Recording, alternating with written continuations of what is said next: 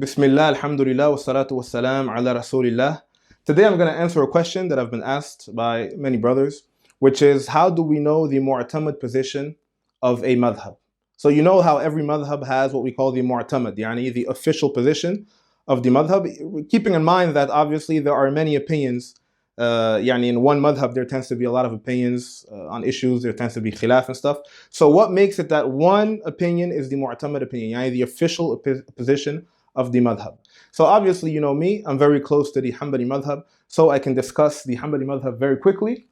So if you look here, we have a recent book actually that was published that is all about how to study the Hanbali madhab, what books, what scholars to go back to, etc. This is written by Al-Quraymi, by the way, who is slowly starting to become a rising star in the Hanbali madhab. He's writing a lot of important books for the madhab today. So watch out for that sheikh, mashallah tabarakallah. But anyway, this book speaks about these issues, and it also touches on the issue of what is the mu'tamad position in the madhab.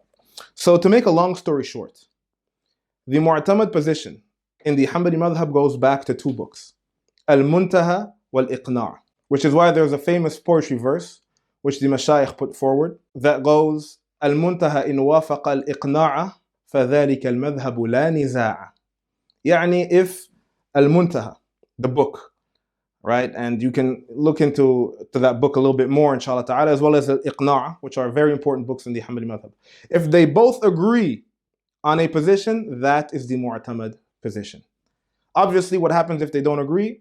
You know, there's a lot of debate here, but usually they say for the most part it goes back to Al-Muntaha. So Al-Muntaha in a sense is really the book that gives the mu'tamad position in the madhab, and this obviously is according to the mutaakhirin, meaning the later scholars of the madhab. They're the ones that tell us what is the mu'tamad by looking at what the past scholars have done. And you know, obviously the madhab goes through its evolution and its development. It gets to later scholars, the mutaakhirin, and then you know they for whatever reason, and that's something you have to look into, right? I can't tell you in a small or short video. But for whatever reason, they, you know, tell you, okay, this is the opinion, you know, the mu'tamad of the madhab.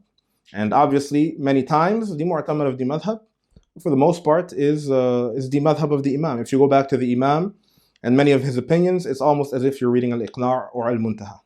So that's really it for the Hanbali madhab, which is why Al-Muntaha is a very important book, which is why, just really quickly, you have a short little booklet here, which is the few masail where Zad al-Mustaqni' does mukhalafa, meaning contradicts al-Muntaha. So it's good to know sometimes, because Zad al-Mustaqni' is not necessarily always the mu'tamad of the Hanbali madhab, though it's a famous matan, a famous text. But it's good to know where it contradicts al-Muntaha, and obviously it doesn't happen often, but it does happen. As for the other madhahib, put that there. As for the other madhahib, you really have to ask those who are experts in their own madhab. I know, for example, that in the Shafi'i madhab, the opinions of An-Nawawi and Al-Rafi'i are important and are the mu'tamad, especially if those two agree. I know in the Maliki madhab, for example, the matan Mukhtasar Khalil is very important and also gives an idea of the mu'tamad opinion. So really, each madhab has their own way, through their own development, of finding out, and coming to the conclusion of what is the mu'tamad opinion.